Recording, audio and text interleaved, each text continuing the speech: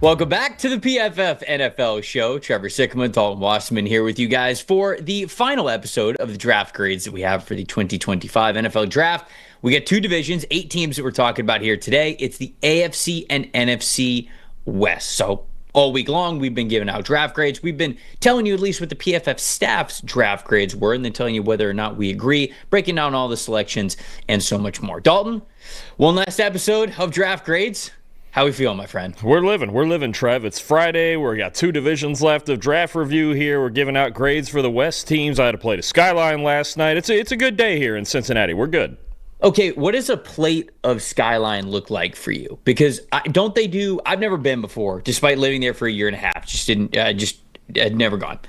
Are you like the chili on spaghetti person? Because don't they also do, like, they got the hot dog, like they got like chili dogs too? Like, isn't that the thing? Like, what's a plate of Skyline look like for you? Oh yeah, I do the spaghetti, chili, and cheddar. Okay. The 3-way, just the basic. Does it have a name? What do you say when you order it? That's a 3-way, and then if you get it with onions, it's a 4-way, and if you do onions and beans, it's a 5-way. But I'm basic. I stick with the 3-way. I think you mentioned all that. I think they just added nachos too, if I remember right. Which that seems like the weirdest one, because that's just nachos, right? I mean, that's like any other nachos, I would think. That's the most regular one, though. Yeah. That's the one I would actually get. Actually, but you said they do hot dogs too, because like chili cheese dogs, I could actually get down with. I'm actually a chili cheese dog guy. So you just won't do the spaghetti. You're just afraid. You're scared of the spaghetti, is what you're telling me.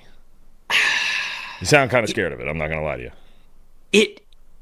It veers a little too far from like bolognese for me, because I've had somebody be like, it's essentially just like, is a different kind of bolognese. I'm like, I don't know if it is. So maybe I'll get there someday, but until then, you can champion Skyline on this show. We do have somebody that is a staunch advocate of Skyline chili here on the program, which is, I guess, good because it's a Cincinnati-based show.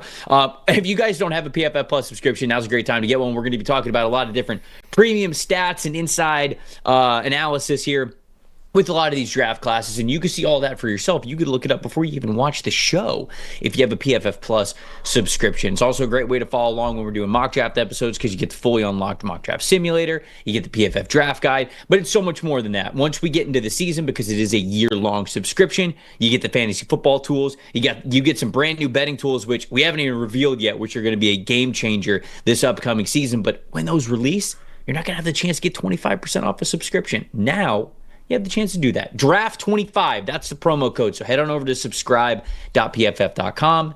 Use that promo code Draft25. Get yourself 25% off. Let's start things out with the AFC West. And a team that we like their draft quite a bit. Denver Broncos. Denver Broncos, in the first round, they selected cornerback Jahdae Barron at number 20 overall. It was a player who they said, wow, we couldn't even believe that he was there for us at number 20 overall. In the second round, my boy, R.J. Harvey from UCF, the running back there. Third round, they had a pair of picks, a wide receiver, Pat Bryant, and then it says edge rusher. It really just a versatile defensive lineman. I think he could play inside and out, Savion Jones. Fourth round, we have a true edge rusher in Quay Robinson from Alabama. Sixth round, we got punter Jeremy Crawshaw, and then in the seventh round, the former Utah and Baylor, I believe, basketball player, Caleb Lohner, coming in at the tight end position there, taking a chance on the basketball player, Caleb Lohner, in the seventh round. Our staff gave this a B, Dalton. What do you give this draft? I would agree with that, a B or a B+. I think there was some other options I might have gone with over Pat Bryant in the third round, but I don't have a whole lot to complain about here. I think Jahdae Barron, actually, for as much as we talked about this team getting offensive weapons, and they did get a couple of them, it's a great value there. I thought cornerback was an underrated need, and I think it's funny the way that the room works out now, because I have to assume Barron's going to be a starter. Now, the question is whether that's going to be inside or outside or all over the place, maybe a little bit of both, like the Trent McDuffie role in Kansas City, but he's going to be a super valuable piece to their defense wherever he plays. And I think you're putting some other guys on alert when you talk about a competition now, right? Riley Moss outside, maybe Chris Abrams-Drain on the outside, Jaquan McMillan inside. I think you're going to have some veterans that were playing last year, and a lot of those guys, especially Moss and McMillan, who played the most, both had sub-60 coverage grades. So they're going to be fighting for jobs here over Barron, who was the best zone cornerback in the country last season at Texas. So that's going to be a lot of fun to watch. And this Denver defense is going to be a lot of fun to watch. You add Barron, you add Dre Greenlaw, you You add Talanoa Hufanga. They're getting better. This defense has a chance to be one of the best, if not the best, in the NFL next season. So I like that a lot. And I'll tell you what, I think R.J. Harvey went to the right spot if he's trying to start right away. These are the two picks that jump out at me. Harvey in the backfield. Obviously, they have Jaleel McLaughlin. They have Audric Estime, your guy. But I think Harvey is going to be the workhorse here. And I think, for as much as we're going to talk about Ashton Jinty and maybe some other backs, Marion Hampton, we'll talk about in a bit, but Harvey looks like he's got a clear line to be the starter here and get the majority of the carries. So I think Sean Payton really likes him. He must have liked him enough to take him at the end of the second round. Maybe we thought he'd be a third-round pick, but, I think we both had him as the 8th best back in the draft in a loaded group. Harvey's really good. And then I like some of the depth. I mean, Pat Bryant, if Sean Payton likes him enough, look, he's one of the offensive geniuses in football. I'm not going to question it. And then this D-line depth that they got in Jones and Robinson, I think, really helps them. They may not have one superstar on the defensive line unless you think Nick Benito is really amongst that group, but they've got a really, really deep group of, full of kids, basically, that they've drafted in the last 2 or 3 years. So I think this is a solid draft. A B or a B+ is fine for me. Yeah, I agree. And when I look at this Broncos draft, it's a situation where I think they looked at how good their defense played last year. It was top 10, if not top 5, in a lot of data points and a lot of statistics and a lot of metrics. But they weren't satisfied with that. And now it's hard to look at their defense with the addition of Jahdae Barron, with Drake Greenlaw, with Talanoa Hufanga, with some of the depth guys they got on the defensive line. Like, it's hard to look at all of that and think that this isn't a top 3, if not maybe even the best defense in the NFL in 2025. So I love the fact that they kept their foot on the gas pedal, despite the fact that they were good in this area last year. They didn't say, because we think about this all the time with the NFL draft, right? We focus so much on weaknesses. We say, okay, we go into this offseason, we've got to mitigate our weaknesses here along the offensive line, at the wide receiver position, at linebacker, like wherever it is. We just focus so much on this team's got to get way better at their weaknesses. Sometimes it's better for you, given the players that might be available in free agency or in the draft, for you to just continue to make a strength even stronger. And I think that is what the Denver Broncos saw in this offseason, is their ability to say, we can make one of the best defenses that we had in the NFL last year even better. And I think Jahdae Barron is a great example of that. And Sean Payton talked about that offensive joker position, and then we talked about on the live draft shows, like, hey, he got a defensive joker, right? Somebody who can defend the middle of the field, somebody who's got that versatility to him. He can play on the outside, he can play in the slot, he can play safety. He has experience doing all of those things while playing at Texas. So I do like that pick for them. The interesting one to me, is the Pat Bryant selection, because overdrafted quite a bit compared to where I had him on my big board, but it was one of those conversations with wide receiver where, yes, wide receiver was plentiful, but X on the line of scrimmage, contested catch type of like bigger, stronger wide receivers weren't really plentiful in this class. There weren't a lot of them. Like even the top wide receivers in this group, Travis Hunter, Matthew Golden, Emeka Egbuka, and Luther Burden, like all 4 of those wide receivers, I wouldn't really call any of those guys X receivers. And those are, without question, I think the top 4 wide receivers in this league, or in this draft class. And then you get to, okay, Jaden Higgins. He's kind of one of those guys that plays at the X. But then who after that?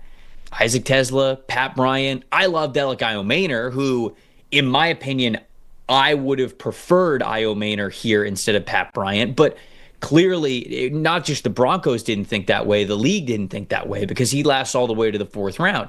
So if you tell me that this was going to be an X receiver no matter what, and they didn't really like Alec Iomaner, there's not really another wide receiver that I said that I feel like they would have picked here at this spot, because the wide receivers that were selected after Pat Bryant, Jalen Knoll, no. Savion Williams, okay, maybe, but he's just this sort of all-around offensive weapon. It's not like he's a polished X type of receiver. He's got the size, he's got the strength, but he's sort of all over the place with his usage. So even that's a little up in the air. Ty Feld, no. Shimray DK, no. Deontay Thornton, no. Arian Smith, no.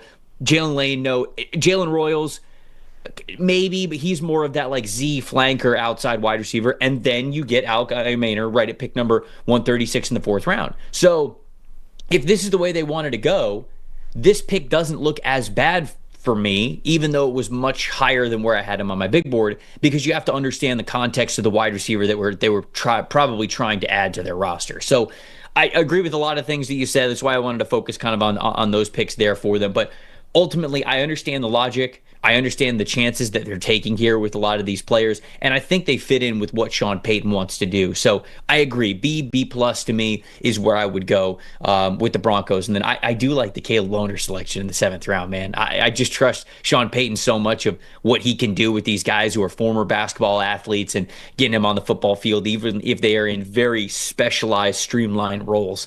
I think that was a good bet for them to make. Yeah, I agree. It's a solid draft for sure. And Denver, I think it's got to be said, just their offseason on the whole, they got a lot better this offseason. They continue to focus on this defense. You get another year of maturation, obviously, from Bo Nix and a couple of added weapons. So I think you added some balance to this team, right? When you look at, okay, they won 10 or 11 games last year in a year where they really weren't supposed to. They're now plugging the holes on this roster. Linebacker, got it. Another safety, got it. More depth at corner, got it. Running back. So you plug in those weaknesses, and then maybe in next year's draft you find one more star. You start talking about that's how you build a championship contender right there, is you just keep plugging holes to an already good roster. Okay, next on the list we've got the Los Angeles Chargers. Chargers in the 1st round, they took a running back. They took Omarion Hampton from North Carolina. 2nd round, they took Ole Miss wide receiver Trey Harris. 3rd round, Jamar Caldwell, the defensive tackle from Oregon. And then later in the 3rd round, Kyle Kennard, the edge rusher from South Carolina. Actually, I think he was in the 4th round. 4th round was Kyle Kennard there. 5th round, they had a pair of selections in Keandre Lambert-Smith and Oronde Gadsden. 6th round, they had 2 more as well. Branson Taylor, the offensive tackle from Pittsburgh, and then R.J. Mickens, the safety from Clemson. Finally, in the 7th round, another defensive back, Triquez Bridges, the cornerback from Florida. So what'd you think of this one overall? PFF staff gave this one a B+ here for Joe Ortiz and Jim Harbaugh coming together and making this class a reality.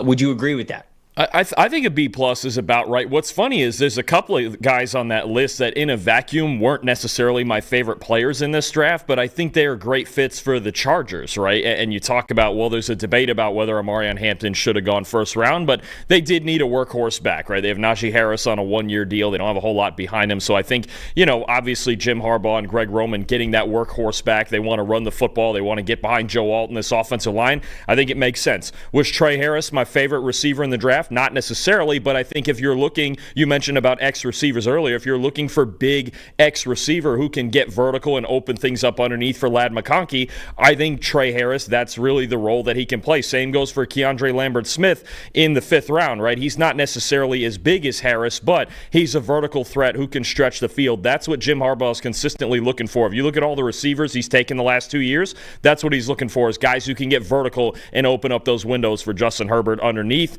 Me, I love the Jamari Caldwell pick. I think this is a fantastic run defender, a guy that can replace Poona Ford in the production that you lost in the A-Gaps. Poona Ford was one of the best run defenders in the league last year. Now he's gone to the Rams. They had to replace that. I think Caldwell can do that on early downs for sure. I think Kyle Kennard, again, not my favorite guy. He was talked at times like a top 50 or 60 player. I wasn't in that boat, but to get him in the 4th round as edge depth, I'm all in on it. And then me, Oronde Gadsden and R.J. Mickens later on day 3, 2 of my favorite players in the draft. I had Gadsden in my top 100. I think he was the most underrated. If you want to call him a tight end, if you want to call him a big slot, whatever you want to call him, I think he was kind of underrated in comparison to some of these other receiving tight ends. I think Gadsden's a great value in the 5th, and R.J. Mickens, we both love him, and he doesn't even have to start right away considering they have Derwin James and Alohi Gilman there. So I think when you look at the fits for this team and what Jim Harbaugh, what Joe Ortiz, what Greg Roman, what Jesse Minter, what they were all looking for,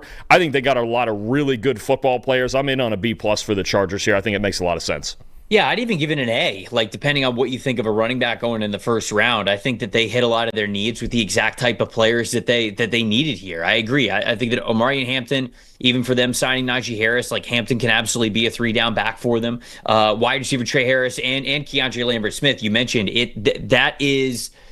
Those are the exact types of wide receivers that they wanted to add. The same thing with Kyle Kennard, an outside linebacker type who is a stand-up edge rusher. He can play behind Tuli Tuipulotu and Khalil Mack. You just don't have to have him start right away. And I think that he'd be great as a designated pass rusher for you. You mentioned what Jamari Caldwell can be. I love the R.J. Mickens pick in the 7th round. 6th round, excuse me. I thought he was picked way too late. So it was just a draft where I thought the Chargers got pretty good players, and I thought they got the right kinds of players. I think they really understand their roster and where they needed to get better. And I love how I love how they divvied it up. I love how they prioritize things. And again, all depending on what you think of them taking a running back in the first round versus maybe one of these other receivers or defensive linemen. But you've got to remember this, when you look at how this draft unfolded, normally when I went through scenarios for the Chargers, I liked them picking defensive line in the first round. I liked them picking one of those defensive tackles. But the Chargers just watched Derek Harmon go off the board one pick before they came on the board at number 22. And so at that point, Derek Harmon was gone, Walter Nolan was gone, Kenneth Grant was gone, and obviously Mason Graham was gone as well. So they didn't reach for a Tyleik Williams or TJ Sanders or like whoever else it was going to be from that defensive tackle spot, like Alfred Collins. Like I thought that those guys were all day 2 type of picks. And the Chargers didn't want to reach, and they instead went with the running back that was available because I don't think that they loved the pass catchers that were available either. They could have gone with Matthew Golden, who was still there, who got picked one selection after that. But ultimately, I like the way that they divvied things up. I like the way that they prioritize things. And I just really do feel as though the Chargers as a whole got a lot better as a football team after this draft. So I agree with that grade. This is pretty solid here. Anything else on the Chargers before we move on to the Raiders? Raiders are the next team. Nope, agree with everything you said there. All right, let's go Raiders. Raiders had a very, very solid draft here. Ashton Jeanty in the first round, again, depending on what you think of a running back going in the top 10 at number 6 overall, probably goes into probably what you give the grade here for the Raiders, but you can't argue that this is a hell of a football player that they brought in. They went Jack Bech in the second round, and then 3 third-round picks, Darian Porter, the corner from Iowa State, Caleb Rogers, the flexible, athletic offensive lineman, and then another one right after that in Charles Grant. 2 fourth-round picks in Deontay Thornton and Tonka Hemingway, and then 3 very interesting 6th-round picks, J.J. Pegues, the ultimate Swiss Army knife, Tommy Millott, who you're kind of hoping is the same thing with as an offensive weapon. You get Cam Miller as a backup quarterback, and then in the 7th round, they go Cody Lindenberg, the linebacker out of Minnesota. Our staff gave the Raiders an A here. What do you think, Dalton? Was this worthy of an A? I actually think so. I know, look, I think we're going to head into the secondary still a little bit, into the season a little concerned about their secondary, but otherwise you go, okay, they got the best back in the draft easily when they were last in the league in rushing grade. You got a guy in Jack Bech who I think is going to start for them right away. I think you talk about alongside Jacoby Myers, or Bech can play in the slot some, and you've got options there with Bech with as versatile as he is. I think Darian Porter is going to start for them even as a 3rd-round pick right away. At 6'3" and the speed that he has and his ability to play in zone coverage, I think it's exactly everything Pete Carroll and Patrick Graham are looking for in a corner. I really think he's going to start right off the bat. He's got to get more physical and tackle better, but I think in coverage, he's everything they're looking for, and you know Pete Carroll loves those bigger corners. I like Charles Grant a lot as a developmental tackle behind Colton Miller there, on the left side, or on the right side behind DJ Glaze, if that's the case. Dante Thornton, good value in the 4th round, just got tools. Size and speed is what you're looking for. They need a vertical threat. Bech isn't necessarily that. He's going to make things happen underneath more so you complement him with Thornton. And then, you know me, I love my guy J.J. Pegues. I mean, it felt like on day 3 they were just having fun with it, right? When you get guys like Pegues, you get Tommy Millott, who was a quarterback at Montana State and then goes and runs a 4.39 and puts up crazy athletic numbers, and they're going to move him to receiver, but he could still be a wildcat. Cam Miller then on the other side is also a good athlete at quarterback who they could develop as a 3rd quarterback behind Geno Smith and Aiden O'Connell. So I think this was a really darn good draft. I think they filled a lot of needs. Obviously, this was a team picking where they were 6 overall and with enough holes on it that they weren't going to fix everything in one draft, but you know what? They did a pretty nice job attacking a lot of their flaws here. I think the questions I would still have, again, is mostly about the back 7 of their defense at linebacker. Not a whole lot there, losing Robert Spillane in free agency. The secondary is still very thin, but I think if you're taking step 1 towards building a pretty good football team, especially offensively, the Raiders did a nice job. I thought it was a home run first draft for John Spytek and Pete Carroll in that era there with the Raiders. I agree with you. I think Darian Porter is a perfect Pete Carroll cover 3 type of corner. I love taking the chance on him there. They need to continue to add in the secondary over the next year, but we knew that they weren't going to get a totally new secondary with all the changes that they were going to have on the coaching staff and just getting those guys in there. And then obviously you only got so much that you could buy in free agency in the draft. But Darian Porter, I think, is a really good selection for them. the versatility and leaning in on great athletes. I like the two offensive linemen that they're taking chances on. J.J. Pegues obviously is sort of a story of his own. Tommy Mellott, somebody who, incredible athletic numbers that he was able to showcase at his pro day. Tonka Hemingway is sort of that one-gap attacking interior defensive lineman. So just athleticism, man. And when you pair the weapons that they got in the receiving game, Jack Bech is, again, a condensed set, can block his butt off for you. Feels a little bit like a tight end with how big he is as a wide receiver. And like him and Brock Bowers do a lot of the same things. And I don't mean that like they're going to take away from each other. Sometimes I think we focus too much on what could be a redundancy with players of the same skill set. But I just don't. I don't think that that's always the case. It's not like, oh well, Jack Bech runs a lot of the same routes that Brock Bowers does. That means they're going to take away from each other. No, I think that it just means that you have two threats that can do a lot of the same things on any given play, and you're now demanding the defense to have two players that know how to cover somebody like that. Now you throw in the fact that they also added Deontay Thornton, who could stretch the field vertically, legit 6'5", legit speed at that size, and somebody who maybe is a one-trick pony and just running deep down the field with those skinny posts and those 9 routes, but he does that very, very well, and I think that could be a complementary piece of their passing offense. So I just like a lot of the bets that they made, man. I feel like they understood the roster that they had, where they wanted to get better, and the types of players that they sort of want to set the tone and getting a lot more dynamic and versatile,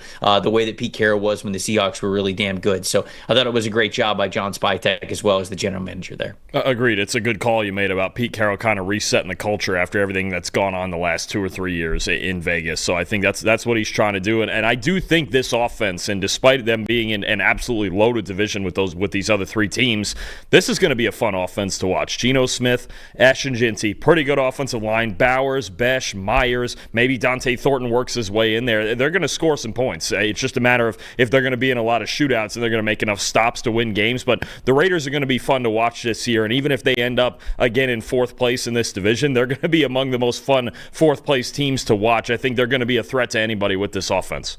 I don't know if they're going to be in 4th place. I don't know. I think it's just going to be tight. Obviously, you look at the other teams, and they're fantastic as well. This is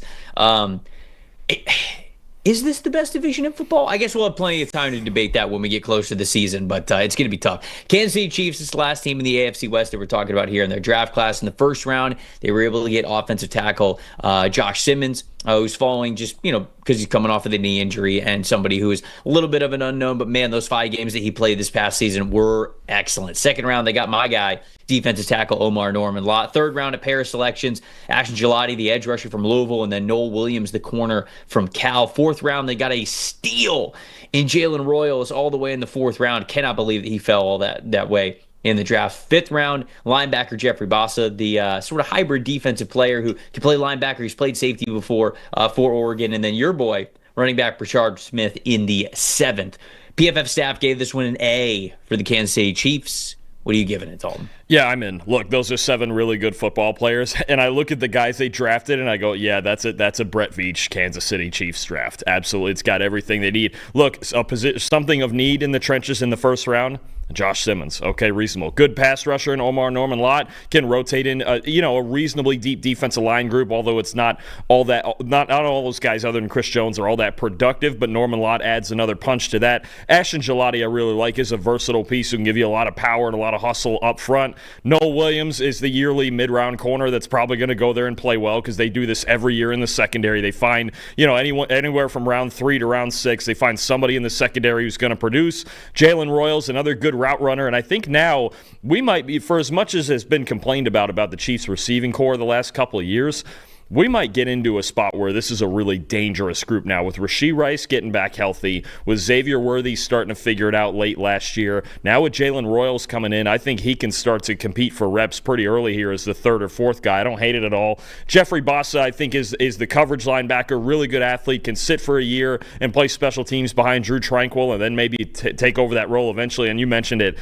getting Brashard Smith for this team in the 7th as a complement to, Hunt and Pacheco, who are the power backs between the tackles. I think Smith is just a weapon, and for Andy Reid to get him, I think it's crazy to me because of all the different things that he can do that they've done before. In that old, people have comped it to the Jerick McKinnon role, right? Would line up outside, maybe pass protect a little, although Smith is a little small for that. But I think you talk about a receiving threat. that's going to be a problem in the screen game, even with his natural route running as a former receiver. I think Brashard Smith's an absolute steal in the 7th round. You remember they got Pacheco in the 7th round also, so they know how to make late-round backs work as well. This is just a very Kansas City Chiefs draft, and they did a great job with it again. This draft is really exactly how you should draft. Like, this is the blueprint for any general manager out there, because this is what you do here, okay? Your first and your second round picks, take chance on guys with high ceilings, right? Go after the high ceiling type of players. Josh Simmons, he could be your future left tackle one day. Omar Norman-Lott, he could be an absolute sack master, somebody who could just be disruptive, and even if he's never a great run defender, somebody who has a very high pass rush efficiency metric, somebody who can get into the backfield, really high pass rushing grade. You are taking a chance on players who play high valued positions that also have high ceilings in what you are going to have them do. So Josh Simmons and Omar Norman-Lott are the types of players that you want to draft there.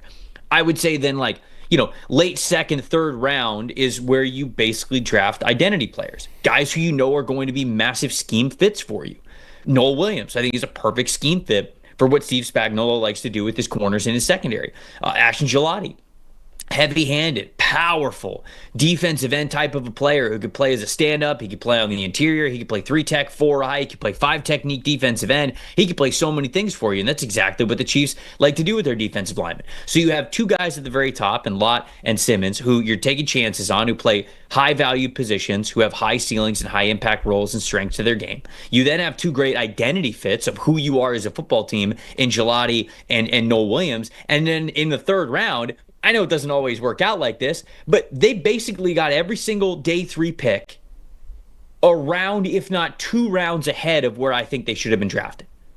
Jalen Royals could have been drafted in the second round, or third round at the very least. You got him in the 4th. Jeffrey Bassa could have been drafted in the 3rd round, maybe in the 4th round. You got him at least a round later than where he should have gone. Brashard Smith, same thing. Could have easily been drafted in the 5th round. You got him in the 7th. So this ended up working out where, not that those guys aren't scheme fits either, but you got steals. So you got studs, you got scheme fits, you got steals. Those are the 3 phases of the Chiefs draft, and that's the blueprint for every single draft, in my opinion. So the Chiefs just did an excellent job, as Brett Veach always does. I agree with you. This is an A from me. Yeah, agreed. And I think, look, I know everybody was waiting for the downfall of the Chiefs, and yeah, they lost in the Super Bowl, but they've still made 3 Super Bowls in a row and won 2 of them, and they're not going anywhere when it comes to competing for another one, especially if they keep drafting like this. All right, before we flip sides, got to talk to all the parents out there that might be watching and listening. What's your child's future success look like for you? Maybe it's them traveling the world. Maybe it's them working a job that they absolutely love. Hell, maybe it's even them owning their own business, whatever that job is. You can help them achieve that right now, though, with the Kids Investment Account for Fabric by Gerber Life. Fabric by Gerber Life was designed by parents for parents to make it easy to plan for and manage your family's financial path. With a Kids Investment Account for Fabric, you can start investing in your child's future right now. Kids can't invest while they're minors, but this Kids Investment Account allows you to invest on their behalf, and it gives their investment so much more time to grow. It all just starts with just $20. There's no contribution limits on it. It's got tax advantages. Funds are SIPC insured up to $500,000. The whole thing is online. Setting up an account could take just 5 minutes. There's no commission fees to it, just a low flat monthly maintenance fee. And you don't just have to wait to use these funds when they are older.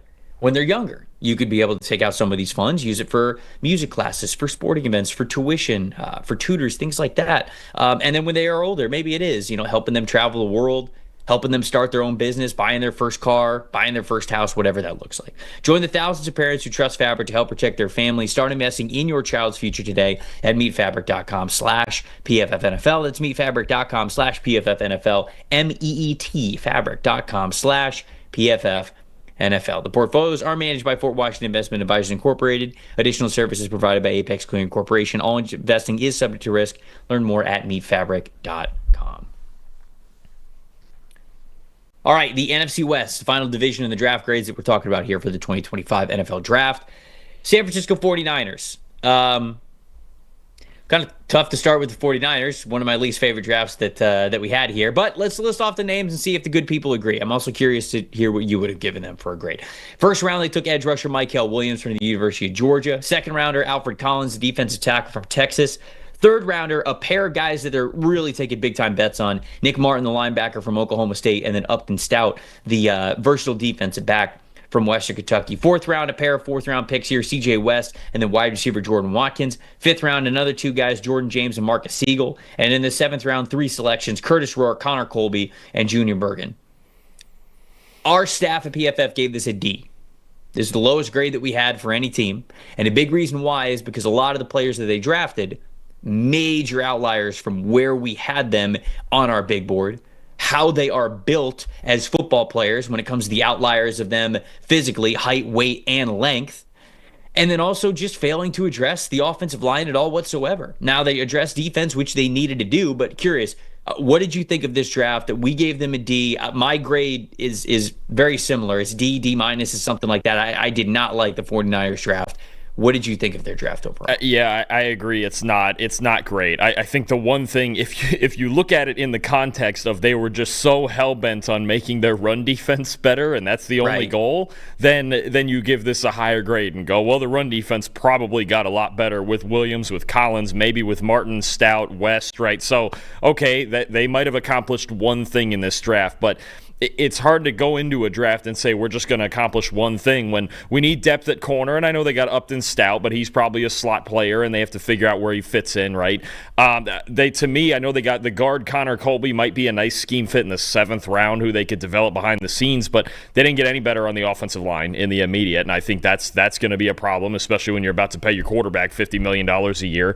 And I just think, even at linebacker, and you look at these two third-round picks, I think especially that's kind of where my eyes go here. Look, I'm not as high on Mykel Williams. They're taking a chance on the talent. Saleh really likes him. I actually do like Alfred Collins and C.J. West a lot. They're two of my favorite players in the draft, so I think that could help them down the line. But I look at these two third-round picks. Nick Martin was a guy, personally, I'm not sure I would have drafted. And Upton Stout, to me, was probably a 6th or 7th round guy. I think a good player, but you have to really be concerned a little bit, to me, with some of the values in the mid-rounds. Even Jordan Watkins in the 4th, not my favorite receiver in the draft. He had a couple of big-time games, especially this year against Arkansas for Ole Miss, but otherwise there were stretches where he would go very quiet for them, and that's in an Ole Miss offense that's usually very explosive. We saw the numbers, Jackson Dart, Trey Harris, things like that. So, I'm with you. I'm not a huge fan of this draft. I think they accomplished one thing. They made the run defense a lot better, but I think even getting Mykel Williams in there, unless we see a big jump in his development as a pass rusher, you really didn't help Nick Bosa in the pass rush here at all either. And for as much as you loaded up this defensive line, when you get in obvious passing situations, and Robert Saleh, we know, doesn't blitz at all, so that's not going to be a thing. It's just going to be Nick Bosa by himself again getting all the double teams, unless Mykel Williams can make a big jump from the 11% pass rush win rate he had last year. So the run defense got better. I don't really think they accomplished much of anything else. Yeah, I agree with you. And this is sort of how I would break it down here. Mykel Williams was ranked 38th on my board. I know a lot of people were like, oh, yeah, he's a top 10 prospect. I didn't see him that way because I think he's going to be an excellent run defender for you. I think he's strong as an ox. You could play him in a 4-eye. You could play him in a 7 technique. You could play him in all of that. But his pass win percentage never really got better throughout his college career. It's hard for me to think, oh, yeah, that'll get better at the NFL. It just very, very rarely happens like that. So I think he's really just a run defense ad that they brought there on the defensive line, which isn't useless. I want to, again, make sure that I say that. Like, it's not like it has no value, but the reason why you draft edge rushers in the top 15, the top 12 at number 11 overall is for pass rush help. You can find good run defenders at the edge rush spot in round 2 and round 3. You could find those things. You really got to draft the good pass rushers at the top. So I thought that was an over draft there. Alfred Collins is totally fine. Nick Martin, I thought was a borderline draftable prospect. I felt like he could have been a 7th round pick. And if the Niners thought much higher of him, that's also not terrible. Like, I'm not necessarily killing them for that. Like, some scouting staffs and some teams just bet on players more than others. But even if that's the case, even if you liked Upton Stout and Nick Martin enough to draft them and prioritize them as mid-round picks, like, you didn't have to take them in the 3rd. Unless I am totally wrong and some other team would have taken him in the 3rd, I have a hard time believing that you wouldn't be able to get both of those players in the 5th round and you took them in the 3rd. And that's also an issue for me because where the game of the NFL draft is obviously about just acquiring good players, it's also about operating the draft in a certain way to where you have the best haul and the best collection of talent possible. And that goes into the intel that you have with other teams and thinking about where other teams are ranking these players. So again, maybe Nick Martin was just thought of way highly around the NFL than I thought that he was. But I didn't really get that feeling. He was right around the 5th round pick when it came to the consensus boards. I was a little bit lower on him than that because I think for as athletic as he is below the 10th, if not the 5th percentile in height, weight, and length for the linebacker position. He's a super aggressive, super fast linebacker, but that also has some pros and cons because he can be very over aggressive to the ball and he can have some bad plays as much as some good plays. Upton Stout is somebody who I really like as a football player. I think he's feisty. He, again, measurables. He is below the 10th percentile in height, weight, and length for the cornerback position, even if you move him into the nickel. So, again, you're drafting a player like that in the 3rd. I think you could have got him. I mean, you had 2 4th-round picks and 2 5th-round picks. So it's like that goes into it as well. I think CJ West was a great pick. Jordan Watkins, I thought, was barely draftable as well. Jordan James, I like as a football player, but at that point in time, when you drafted Jordan James in the 5th round, you had no offensive lineman at that point. Could draft another offensive lineman. You're Kyle Shanahan. You could turn any running back in the world into a good player. You don't got to draft one in the 5th round when you haven't touched offensive line before. So I just did not love this draft. And then Marcus Siegel is somebody who played a lot in the slot as well. He played safety, but he played slot. So you kind of drafted 2 of those players in Upton Stout. You just drafted one of those players who's a major measurable outlier in the 3rd round. And then you draft sort of another nickel defender later in the draft, albeit a good athlete. So it's not like I can't see the idea for a lot of these players. I just didn't love where they were drafted, how they prioritized it, and the bets they were making as high as they did for a lot of the outliers that they are trying to take bets on. So this was not one of my favorite classes. I wish they would have hit offensive line a lot heavier. They definitely needed to get better in run defense. They absolutely did that with Mykel Williams, with Nick Martin, with Alfred Collins, and with CJ West. But I would have told you they got better in run defense even if it was just Alfred Collins and CJ West. I don't think you necessarily needed it from a lot of these other players that I felt like you overdrafted over other positions or other guys that aren't just as big of outliers at that position. So that's why I agree. This is the lowest grade that I gave. I ended up giving them a D-. I think the 2 things we're going to talk about a lot during the season with the 49ers that are going to be big determinants of them winning and losing ball games is pass protection and pass rush. I think those are the 2 areas I look at right now. And looked at, you mentioned it, they got better in the trenches. The run D got better, but I still think, and this has been a problem really the entire time that Kyle Shanahan's been there, especially the last couple of years, is drop back pass protection. When they're not front running, when they're not getting play action, when they're not getting in that whole Shanahan sequence of play calls they get into, when they have to drop back and throw the football when everybody in the stadium knows they're doing it. Can they drop back and pass protect? And Trent Williams ain't getting any younger, and I got 3 spots on the offensive line where I really question that. So that's going to be that. I think that's going to be an issue come this season again, is pass protection in the drop back game, and can they throw when they really, really need to? Seahawks in the next draft that we're talking about here at number 18 overall. We weren't sure if they would do it, and they ended up doing what I think was the right thing, taking an interior offensive lineman at number 18, specifically Gray Zabel when he was available. Moving from offensive tackle onto the interior offensive line for the Seahawks. And then in the 2nd round, they traded up for safety Nick Emanwori. Afterwards, John Schneider talked about how they were even having conversations about trading back up into the back part of the 1st round to go get Nick Emanwori, but they held back and were able to get him with the trade up in the 2nd. Tight end Elijah Arroyo from Miami in the 2nd as well. 3rd rounder, they took Alabama quarterback Jalen Milroe. 5th round, they had 3 selections: Riley Mills, Torrey Horton, Robbie Oots. In 6th round, they got Bryce Cabledew, who I think if you move him from tackle onto the inside, I think that you might have a good interior offensive line starter on your hands there. 7th rounder, Damian Martinez, Mason Richmond, Ricky White. Our staff gave the Seahawks an A for their draft haul. Do you agree with that high praise? Yeah, I'm in. I think you got 2 things in this draft. With their first, I'd say with their first 6 picks, you talk about a team that got athletes. This is a crazy level of athletes in this group right here. Gray Zabel, who can play anywhere on the offensive line this year, is Graham Barton. I think that's a big help. Whether he's at center or at guard, they might experiment with it in the preseason, but great pick at 18. They move up to get Emanwori. Is he my favorite player? Not necessarily, but they have Julian Love. They have Kobe Bryant. Both those guys can play free safety at some point. Emanwori is a freak athlete. I think if there's one of the few defensive coordinators that probably has a really good idea of how to use Emanwori, it's Mike McDonald, right? Elijah Arroyo adds a great dimension as a receiving tight end here, a compliment to Noah Fant, to A.J. Barner, now Robbie Oots as well as a blocker. So I think you're building a really good tight end room. I got to be honest, something I've talked to some other people about, Trevor, is Jalen Milroe. I know he fell to the third round, late in the third round, which is, I think, honestly, where he should have gone anyway.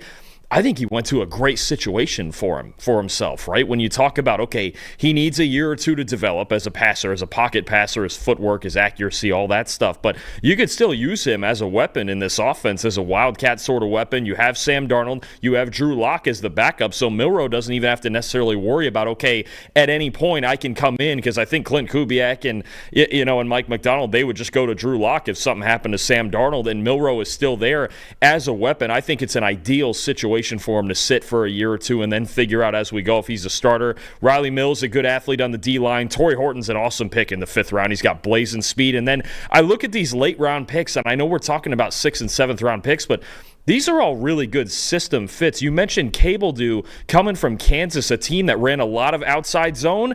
What are they going to run in Seattle? A lot of outside zone. Same goes for Mason Richmond coming from Iowa. Look, I didn't watch a ton of Richmond. I watched more of that Iowa crew as a whole. I watched a lot of Connor Colby, but that's what it was this year. Outside zone, get physical inside, and dominate with that scheme, that stretch scheme. Damian Martinez.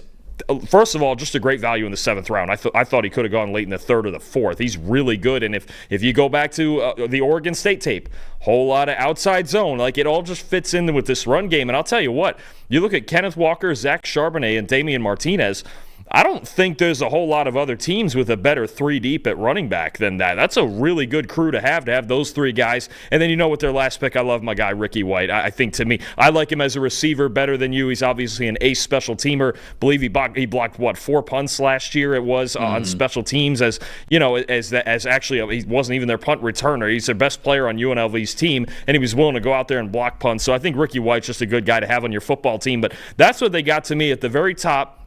And at positions of need, you got really, really good athletes. And then later on, you found system fits that could make your roster because of what you're looking for, especially what Clint Kubiak is looking for on offense. As much as I was lower on Nicky Manwari than it felt like a lot of people in consensus were, he was still 26th overall on the Seahawks specific board. And so you mentioned teams where Nicky Manwari could go to that you'd feel good about. That was one that we identified in the team specific top 100 big boards that we did before the draft. Nicky Manwari was up from, I believe he was 67th overall on just my regular big board, moved him all the way up into almost the top 25 because I could understand Mike McDonald and the Seahawks being very in on a player like this, very similarly to the way that they were able to have that flexibility with Kyle Hamilton. Now, I'm not saying that Nicky Manwari is Kyle Hamilton, but I could see a defensive coach like this using him as that chess piece because he has success doing so before. I agree, man. Zabel is a scheme fit. Cable Dew's a scheme fit. Damian Martinez is a scheme fit. I loved all those selections. Loved them taking a chance on Elijah Arroyo, who is a legit big receiver that comes from that tight end spot. I love this spot for Jalen Milroe as well.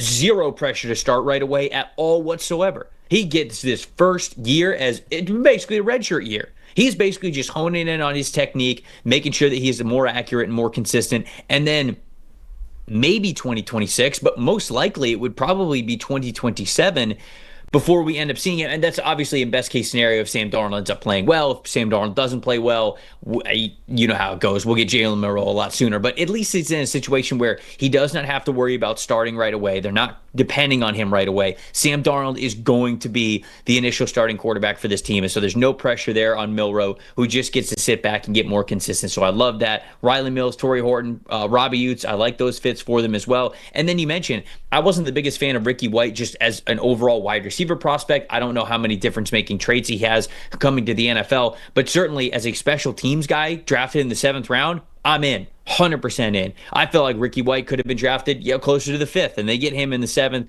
And I think that even for his special teams work alone, that is worth it for this team. So Seahawks, a lot of identity fits, a lot of good talent players, a lot of good bets to make. I think they did an excellent job here in this draft. I just love the stamp through this offseason, including getting Sam Darnold, that Clint Kubiak has put on this offense. And you consider, look, they lost Geno Smith. They lost DK Metcalf. They lost Tyler Lockett. This was essentially outside of Smith and Jigba. That was the offense the last 3 years, right? And you go, okay, they're going to have this whole new identity. But I think Kubiak and this staff have gone in there and just clearly laid out the vision of what they want this offense to look like. Now, again, we still have questions. We're going to have some competitions on the inside at offensive line. But I think you clearly see where they want to go. I think we should be looking at Seattle a lot more optimistic than we did when all those trades were going down 3 months ago.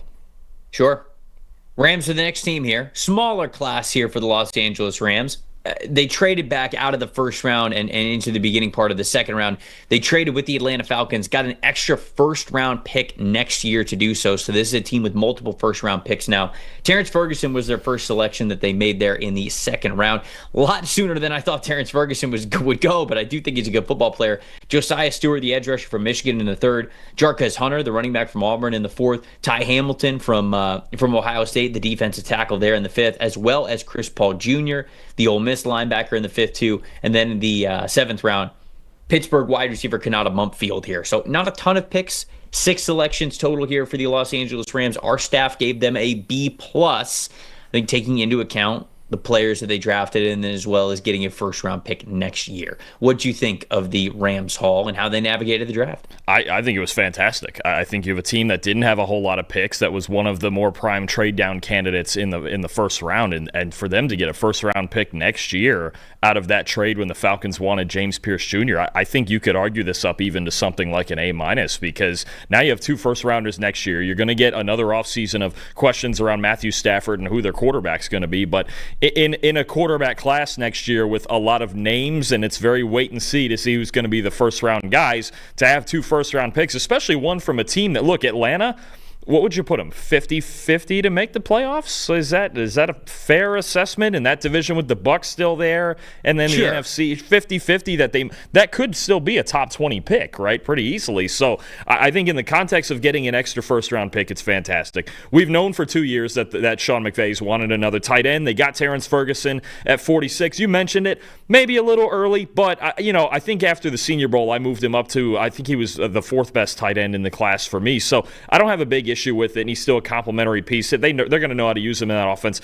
I love the Josiah Stewart pick. I think edge depth was an underrated need, and you talk about 25 to maybe even 30 pass rush snaps a game. I think that's perfect for Josiah Stewart. Jarquez Hunter, I'm a big fan of. I know they already have Kyron Williams and Blake Corum, but he gives you an element of speed, and I think to be in that third back kind of role and get some development to his footwork and his vision, I think Hunter could pay off in the long term. Hamilton's a solid run stopper. Chris Paul, that's an absolute steal in the 5th round. Again, 4th best linebacker in the draft for me. I think one of the 4 guys I saw as a potential starter.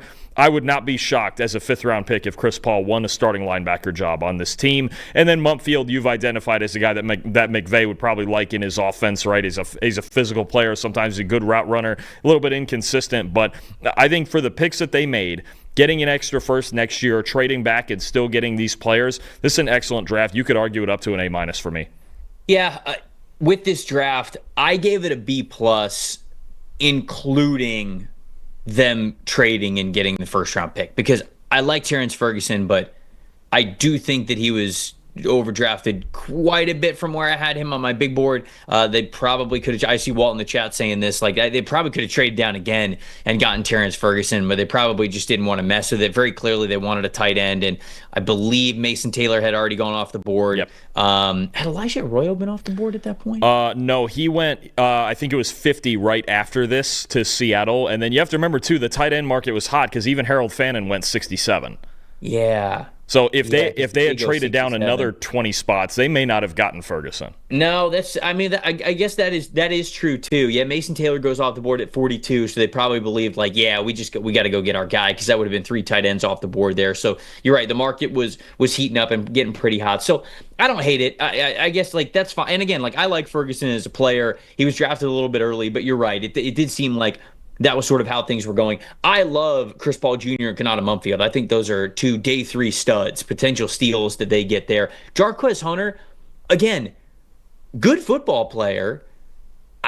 Kind of redundant for who they have right now, right? Kyron Williams, Blake Corum, Cody Schrader, and now Jarquez Hunter. And it's like, those are all for the same player, which is fine that you have the identity that you like. And maybe Jarquez Hunter ends up beating out Blake Corum. It sort of depends on what they think of Blake Corum when he was coming back and what he felt like last year. But to me, I just don't think you needed to draft that player with a fourth-round pick. Perhaps there's some different thoughts in the building about wanting to get somebody in there. Maybe Jarquez Hunter ends up being their RB2. And if he does, then obviously it's a good selection for them there in the fourth round. But I, right now, still have faith in Blake Corum to be that guy. So I feel like it's a little bit redundant with the skill set and the type of running back that he was. So I gave them a B+, including the trade down and the value that they got for that. But overall, solid. I actually really like their day 3 stuff. And day 1 and day 2, I think they just got some good role players for them as they're building out the rest of that roster. I think what it is, I think really less need in Sean McVay with running backs. I think they kind of treat those guys like baseball GMs treat pitchers, and they just go, look, somebody's going to get hurt. You can never have enough of them, and we've seen the Rams. That's fair. That's fair. We've seen the Rams in the past have success with guys like Cam Akers and Darrell Henderson and all the other names that it seems like come out of nowhere to at least be somewhat productive for this team. I really think that's how they treat the position. Now, we assume going into the year that Kyren Williams is going to be the feature guy, and he should be, right? He's the best back on the team right now, but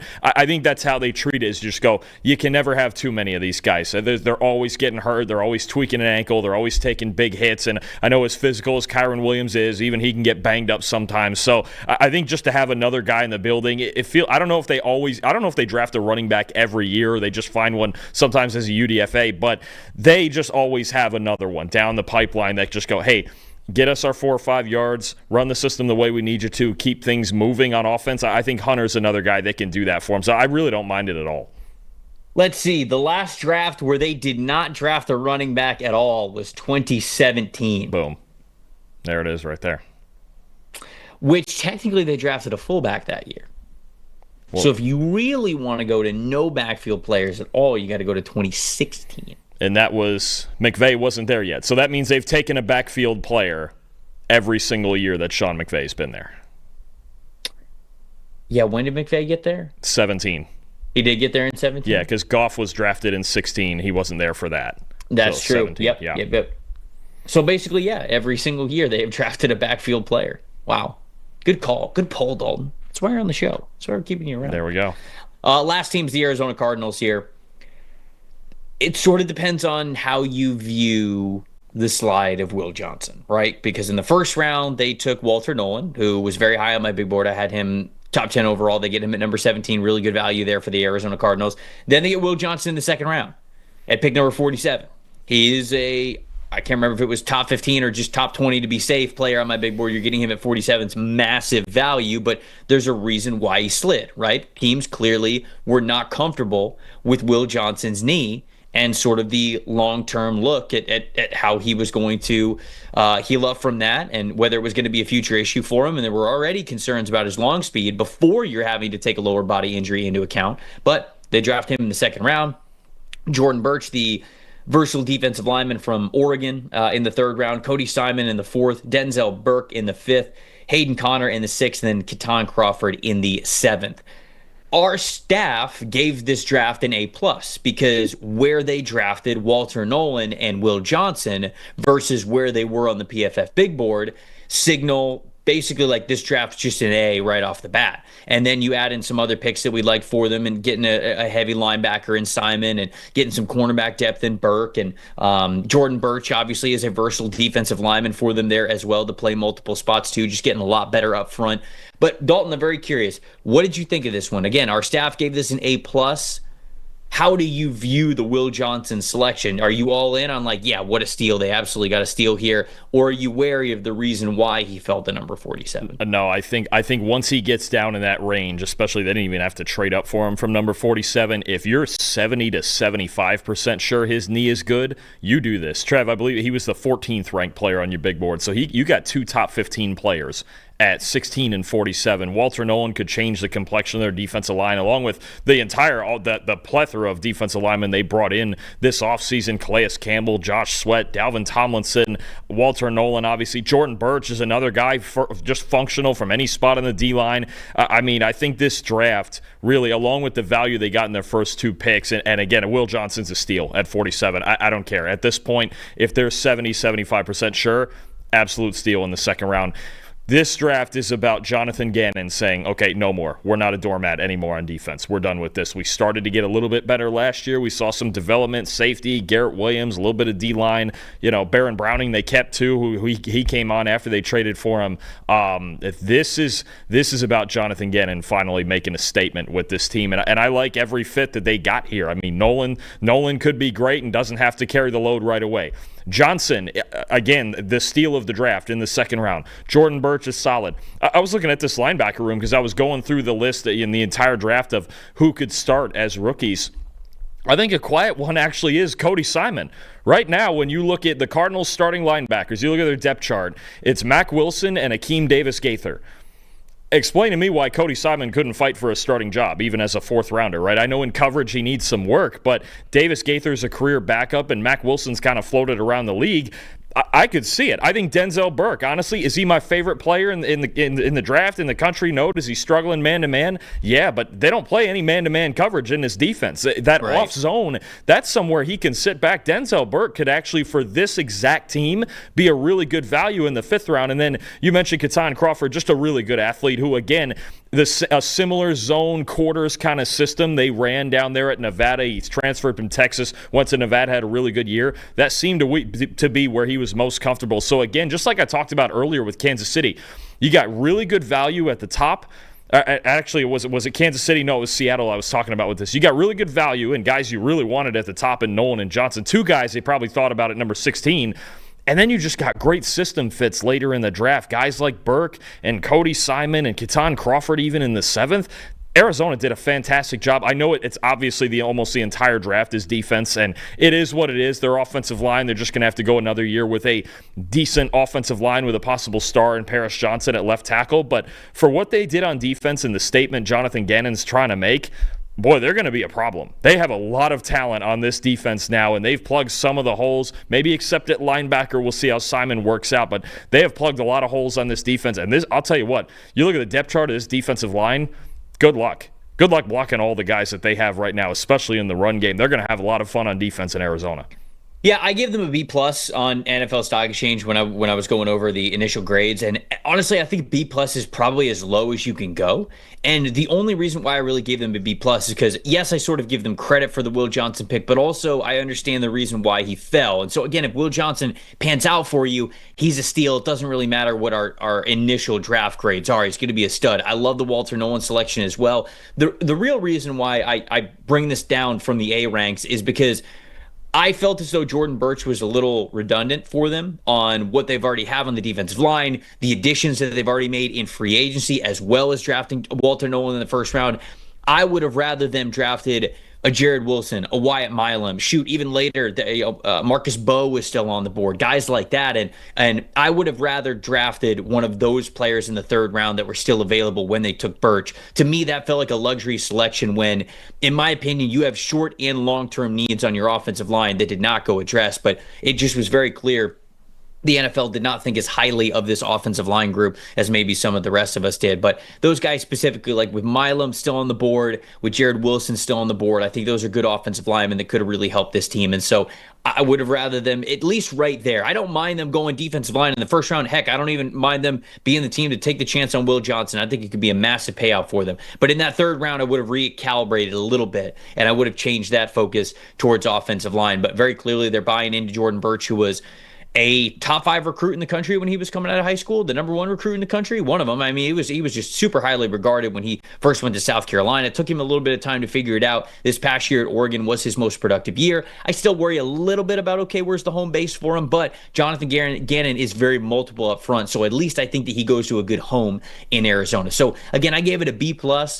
I think that's pretty much the worst grade that you could give them, because I could totally understand if you're really buying into it for the reasons that you mentioned, and if you're really buying into the Will Johnson slide and them getting steal there, this could be an A and A+ draft. So anywhere within that range, I ended up going with a B+ because I wish they would have gone offensive line a little bit earlier, but I can totally understand people are higher on them as well. We'll see if it ends up one of the best, but I just thought it. The number of names on this D-line: Calais Campbell, Dalvin Tomlinson, Darius Robinson, Baron Browning, Josh Sweat, B.J. Ojulari, Zaven Collins, Justin Jones, Bilal Nichols, Walter Nolan, Dante Stills, Jordan Burch. I think did I just list off 12 guys? I think it was 12 guys I just close. I'm pretty sure teams on game days only keep 9 or 10, so somebody's going to get cut from an insanely deep group. But this, I don't know if it's the best D-line in the league. It certainly doesn't have that big mega star like Watt or Parsons or something like that, but it might be the deepest. They have just gone all in on this defensive line. I don't blame them one bit. Jonathan Gannon's sick of getting bullied on defense. That's why you wore red today, right? We knew we were ending with the Cardinals. You had good things to say about the Arizona Cardinals. I see what you're doing. You're playing the outfits with the show. That's it for us this week, but of course we will be back with you next week as well. So if you haven't liked the video, we would love for you to. If you haven't subscribed to the channel, please do so. We're going to be cranking out great NFL content for you all the way throughout the summer. Just because the draft grades are over doesn't mean that we're going to stop talking NFL. You guys know that. So if you're not subscribed, we would love for you to subscribe. Again, if you don't have a PFF Plus subscription, now's a great time to get one. It's a year-long subscription, and so certainly some premium draft stats, the draft guide, all that great stuff you can get if you have a PFF Plus subscription right now. But during the season, the fantasy football tools to help you win your league, become an expert there, the betting tools, which we can't even reveal yet, but they're awesome. They're gonna be fantastic. When those come out, you're not going to be able to get 25% off your subscription. You are going to be able to do that right now. So get ahead of the game. Draft25 is the promo code. Go to subscribe.pff.com and make that happen right now. Like I said, we will be back with you guys next week for more NFL topics. We've actually got our meeting coming up in like 30 minutes to discuss exactly what we are going to be talking about, but we're going to be covering the league front to back, and we're going to be telling you what's going to happen this upcoming season, what's going to happen with the rookies. It's going to be a summer full of NFL content. You guys know that. So make sure you subscribe to the channel. For Dalton Wasserman, I'm Trevor Sikkema, saying thank you so much for watching the PFF NFL show. We will see you guys next week.